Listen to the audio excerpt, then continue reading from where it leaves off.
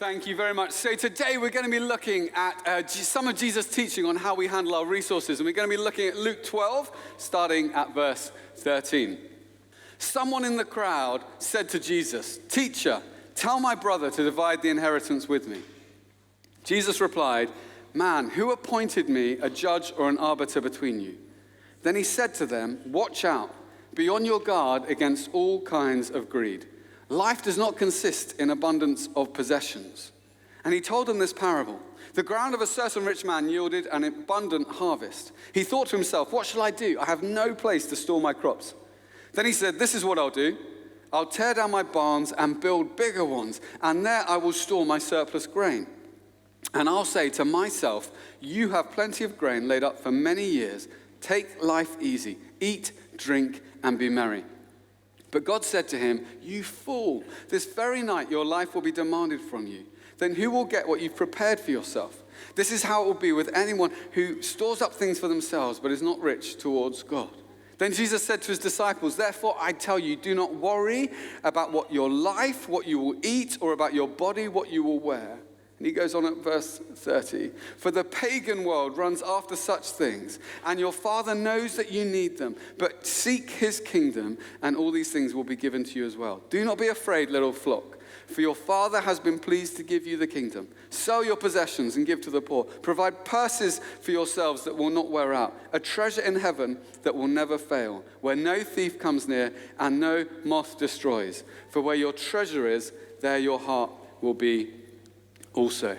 I want to speak today about how to loosen your grip and expand your reach. How to loosen your grip and expand your reach. And I think today is going to be a significant day for us as a church. It's one of the privileges of my role that I get to see on a daily, on a weekly basis, the difference that we are making as a community to this city of London in all sorts of ways, in supporting the least, the last, and the lost, in coming alongside those who are homeless with our night and day shelter, in supporting and encouraging those who are in difficulties with their marriages or in the workplace, and in introducing Jesus to people for the very first time in their lives. I think today will be a significant day in the life of our church, but I also think it has the opportunity to be a really significant day in the life of every one of us here.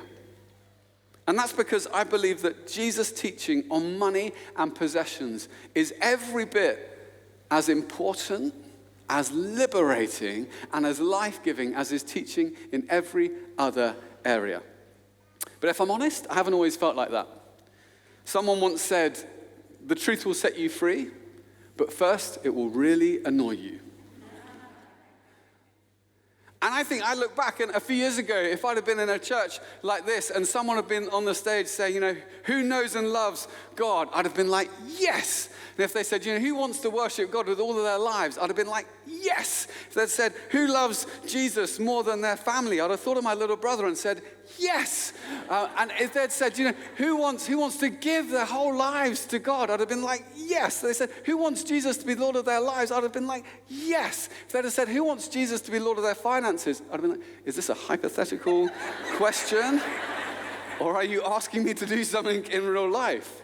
Because what did Jesus actually say? And what does it actually mean for him to be Lord of my life?" It's quite a complex area. I need a lot of time to think about this. I'm not sure what the implications of that question might be. I think I found it very difficult because I saw my money as mine. But it's mine. I'd earned it, I'd gathered it, and I didn't like the idea of letting go of it. My money gives me a measure of freedom, power, and control in what can sometimes feel like an uncertain and confusing world. In anxious times, it gives me a sense of security. And it's actually intertwined with every area of my life. I think this is why Jesus spoke so much about money, not because he's interested in money, but because he's interested in you. And money is intertwined with every aspect of your life. We used to say when I was working as a lawyer on cases, we used to say, "Don't forget to follow the money." Because if you followed the money, you would find out what sometimes people's hidden or unarticulated values, priorities, passions, interests were.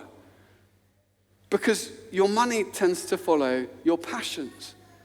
Your money tends to follow your loves. Where your treasure is, there your heart will be also. And so Jesus is interested in what you do with your money because he's interested in you. And he wants to know he has your heart. And I've actually found Jesus' teaching in this area so practical, so challenging, and so powerful. It's transformed my everyday life. Some of the most important decisions I've ever made in my entire life have been in this area. They've opened up for me huge areas of opportunity I could never have anticipated and blessing I could never have dreamt of. They didn't seem like that at the time. They just seemed like small acts of obedience, but often great acts of faith are built through small acts of obedience. And actually, I don't think you've got a huge amount of chance of living a thriving and full life in London in 2018 unless you allow this teaching from Jesus to take root in your heart. Because it's only when your eternal perspective shapes your earthly decisions that you get the best of both worlds. So the first thing we see here is the importance of loosening your grip. Loosen your grip. And in London in 2018, generally speaking, there's lots of relative affluence. There's great freedom and choice and opportunity. But as a generation, people tend to be more anxious and worried and restless. It feels like money gives us the hope of happiness, but it never actually delivers. So we become anxious and we're tempted to grip more tightly to what we do have, while at the same time wishing we had more to find that peace and happiness. And I've done that, and it never occurred to me that the path to greater peace and joy might be to loosen my grip rather than to tighten it. Jesus says to the guy who comes to him is worried about not having enough inheritance and wanting more. And Jesus says, be on your guard against all kinds of greed. Life doesn't consist in the abundance of possessions. It's like saying, watch out. Greed creeps up on you. I tell you, in all the years I've been a pastor, people have come to me to talk about their struggles in the workplace, to talk about their struggles with sex, their struggles with alcohol, their struggles with drugs, their struggles with relationships.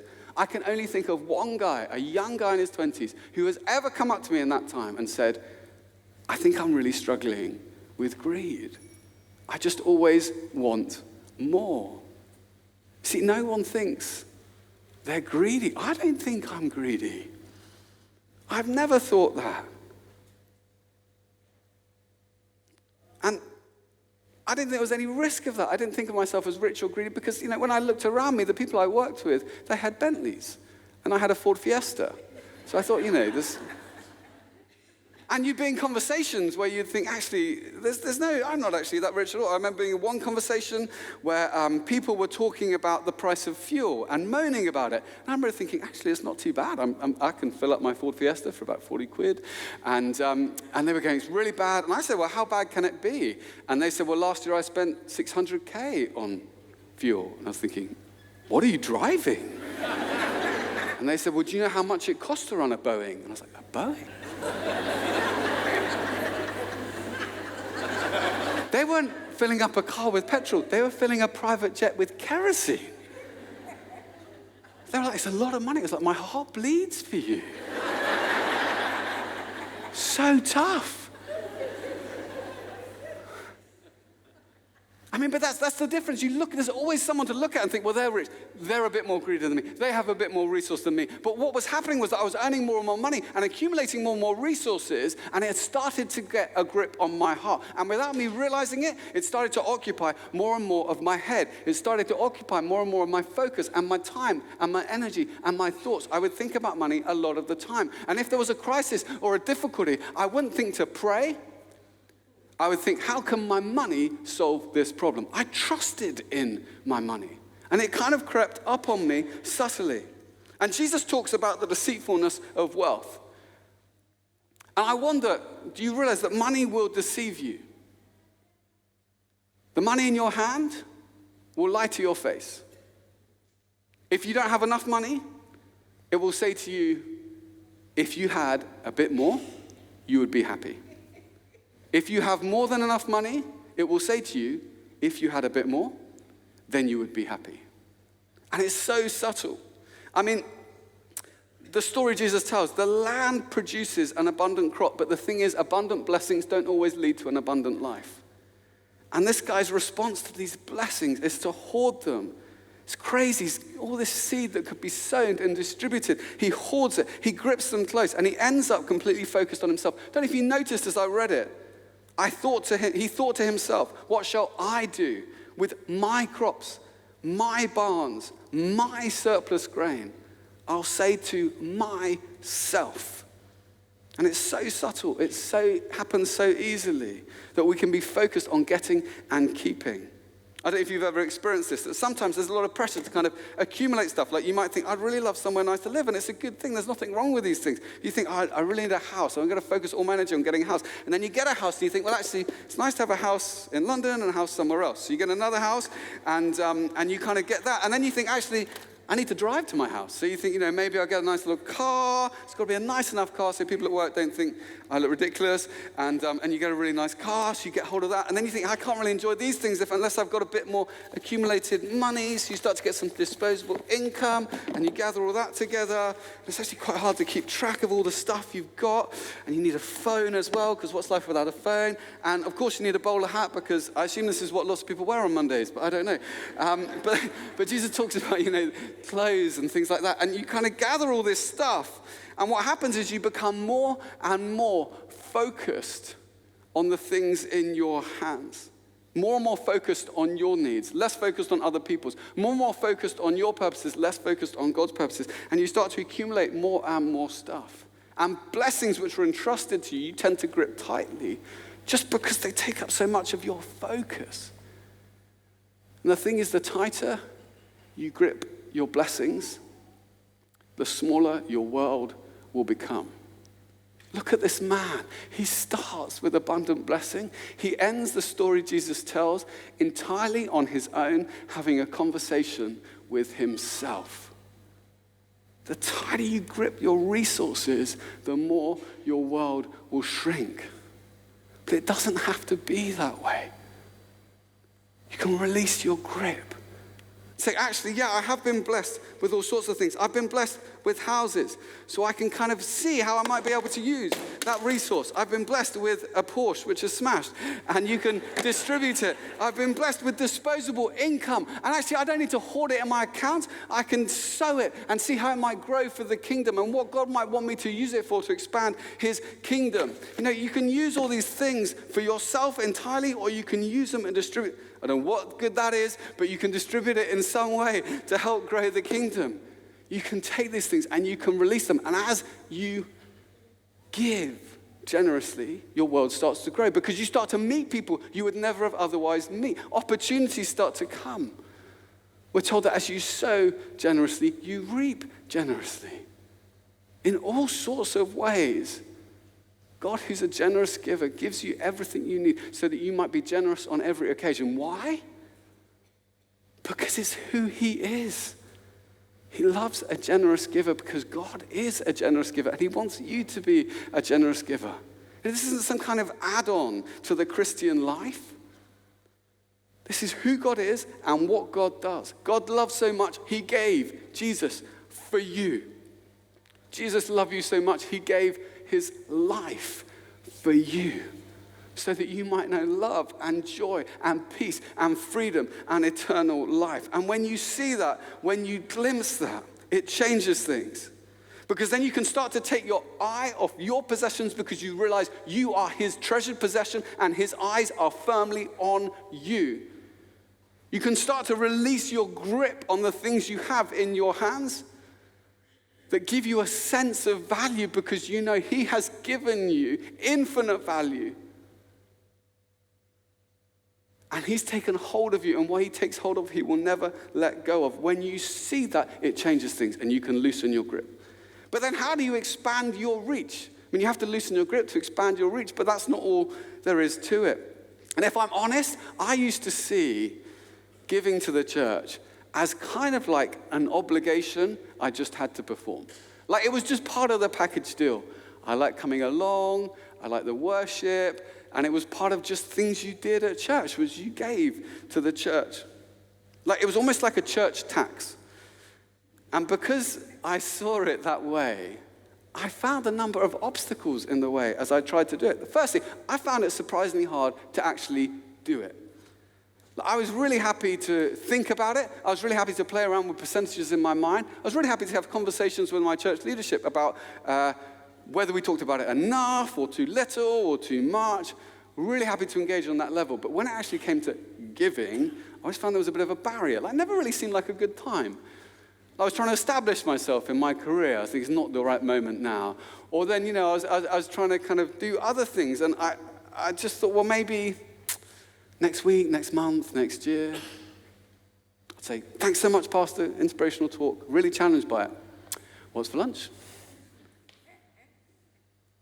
But the thing is, I started to realize, if I couldn't be faithful with a little, why would I be faithful with a lot? J.D. Rockefeller said he would never have given out of his first million if he hadn't given out of his first paycheck, which was just a few dollars. You might be people here today, and you feel called to earn and make a lot of money so you can be really rich and generous towards God. That's a wonderful thing if you feel called to do that. But it starts today. It starts in the small things. And then I wasn't sure how much to give. I really wanted someone to sit down and say, Stephen, you need to give this much. This is the amount. But no one would. And I'd heard about tithing, this really helpful biblical principle that you give the first 10% of your income to God. It's mainly in the Old Testament, but Jesus does refer to it. But he suggests it's too limited. He expands it. It's interesting. The cross changes everything. Jesus didn't give part of his life. He gave his whole life. I find it a really helpful target, but it's Jesus is asking us to give all of our lives to him. And there's been times when, like now, tithing really is costly for us. And there's been times when, if I'm honest, I haven't even noticed it leave my account. Hasn't been nearly enough. But what I find is, if I aim at that principle, then I always surpass it. But if I kind of leave it very vague, it always comes in low. And then I would say it's too complicated. This is a genuine question for me. I went up to my pastor, Tony, in East London, and I said, Tony, it's far too complicated. He said, what do you mean? And I said, oh, so complicated. He said, what's complicated about it? I said, well, is it before or after tax? Is it gross or net income? Is it income or also capital? Is it this financial year or this calendar year? Because actually, that can make a difference to me. He's really kind. He just looked at me and he said, Stephen, are you asking what's the least you can give and still be a generous giver? I said, yes. And he's so kind. He said, Steve, what, you're on a journey? Why don't you just start giving? Why don't you start stretching that generosity muscle and see what God does with it and see where you end up? And I did, and I'm so thankful I did. Because I hadn't realized it, but I had seen giving to the church as like a payment you have to make, like a tax, rather than like a privilege. But I love Jesus a lot, and I really love the church, but I hadn't really connected my giving to the church with my love for Jesus. And I kind of believed the lie that what I gave to the church didn't make a difference. I used to think, I'm not sure the church needs my money. Like sometimes because my capacity to give was so small, and even if I really stretched, I thought, what are they going to do? Like buy one tile of carpet? How is this actually going to help anyone? And it just didn't feel like much. But if you give a lot out of your little, out of the little you give, God can do a lot. There's a spiritual principle here. Great works of faith rest on small acts of obedience. But there's also been times when my capacity to give has been so disproportionately large. I was a little bit worried if I gave all I could, then I might swamp the church with my finances, and I didn't want to give it a whole new set of problems. Like, they worked really hard on this budget. Don't want to mess it up. But you need to hear whether you think your capacity to give is really, very small or great. I realized that my spiritual need to give money to the church was far greater than the church's financial need to receive it. It really made a difference to me. My financial need to give was far greater than the church's financial need. My spiritual need to give was far greater than the church's financial need to receive. Because there's a spiritual reality to all of this. There's a spiritual battle going on right now over the destinies of people's lives right across this city and this nation. There's a spiritual battle going on over my heart. And when I give generously, it kind of frees me up from all this stuff and opens up the opportunity of God moving in my life in a new way. But it also releases resources for God's kingdom. And for a long time, I don't think I realized what a life-changing principle and privilege this is, to be part of God's purposes in this way, to invest in God's kingdom, to invest in treasure in heaven. That giving to God isn't a payment to be made, it's a privilege to be enjoyed. And then one day, when we were in our kind of mid-20s, Beth and I went away for the weekend, and we were staying at a place, and just over dinner, we were chatting with some people we didn't know at all, really, and one of them just mentioned in passing that they, the year before, had been on a mission trip to an area of the world, which is probably one of the most 3 dangerous places to go if you're a Christian. Actually, I think it's probably the most dangerous place to go. And he'd gone there because he'd been invited to go and tell people about Jesus who had never heard about Jesus. And some people had responded. And as he shared this, something in my heart kind of stirred. And I just said to him, when are you going back? And he said, we can't go back. I said, well, why not? And he said, the funding fell through. And then the conversation just kind of carried on. And the rest of the meal, I was just sitting there thinking, they've got to go back. They've got to go back. Someone's got to do something about this. I mean, not me, I'm like 24. But like someone senior with resources and income, they have to do something about it. And I was getting more and more agitated about it. And then it came to the end of the dinner, I just kind of grabbed him and I just said, look, what kind of sum are you talking about? He was kind of a bit surprised, he's kind of person in their 20s. He kind of said, it's this. And Beth and I went back to our hotel room and we looked at each other and we knew we had that much, more than that much, in our savings account right then. And we just knew what we had to do. And we just wrote a little check and sent it off and they went. And I tell you, something changed in my soul that day. Because it suddenly hit me, I cannot believe God would invite me to partner with him in this way. Like, what am I? A vapor, a breath. I'm here for a very short space of time. Our lives are just gone in an instant. And I turned up at church the next Sunday, and I usually lean out, like it's not my responsibility, let this thing tick up on its own. I was leaning in. I was approaching our pastor saying, what is it we need to do? What do you need? Tell me what your vision is for this city. I need to know, because I want to be part of it. Because I cannot get over the fact that the Lord of all the earth, Jesus Christ himself, is building his church in this city, and he might want us to be part of it, that I might be able to participate in that. That the one who breathed the earth into being wants to partner with me in building his church. I want in. I don't care how much it is. I don't care if I can give a little or I can give a lot. I don't think the sums involved are massive or they're really small. I just want to know what you think God is calling us to do as a church. And I want to get right behind it. I want to come alongside you because I can't believe that I would have this privilege of participating. And I think that now when I look at this church, when I look at the ways in which people's lives are being impacted right across the city, people being set free every Sunday in prayer ministry, children and youth being raised up in the knowledge and love of Jesus Christ, marriages being restored, leaders being trained and released,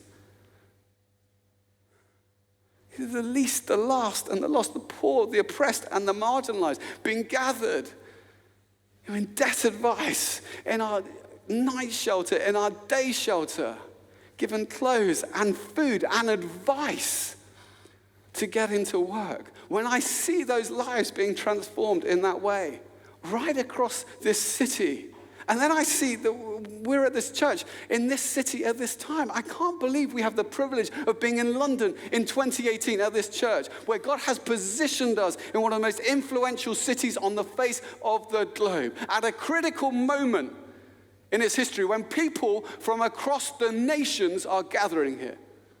People come from nations where you get imprisoned if you speak about Jesus Christ, and they come here. And they might be here for a year. They might be here for 2. But while they're here, we have an opportunity to hold out the gospel to them. It's a city in which has doubled the average number of people in their 20s and 30s, an age group in which people are particularly open to hearing about Jesus Christ. And they're here, maybe for a year, maybe for 2, I don't know, but it's urgent. And while they're here, we have the privilege, the opportunity of holding out the gospel to them. To be, of all places you might worship, to be at the church, which has pioneered this thing called Alpha, which last year alone reached 1.5 million people around the world with the gospel of Jesus Christ. And it's not separate from you. It's not different from you. You're connected to it. You're part of it. Just this week, I heard a group of church leaders in Syria. We haven't been able to get it. Alpha has been run in Syria, in the heart of Aleppo. They've been running Alpha courses where people have to get there through rocket fire. During this one of the most brutal civil wars the world has ever seen. Got an email this week saying, actually, would someone bring a team to train church leaders to run Alpha now in Syria? That's happening right now. I can't believe we get the chance of partnering with that. 8.1 million people in this city don't go to church. We could be anywhere. We're here. And I want to know, what is it we can do to reach? Currently, we're reaching hundreds of people every term. People who don't go to church, people who've never encountered Jesus Christ are coming to know him every term. I'd love that to be thousands. I'd love to see thousands of people right across this city who've encountered Jesus Christ and are shining as lights for him in their workplaces, their schools, their universities, their homes, their communities. To think that we get the chance of doing that. To think that we get the privilege of partnering in that way. I mean, there's nothing wrong with any of this stuff. It's good stuff. But one day, it'll be worthless overnight. And we have this opportunity to convert it, to invest it in seeing the name of Jesus lifted high in our church, in this city, and right across this nation. In Jesus' name, amen.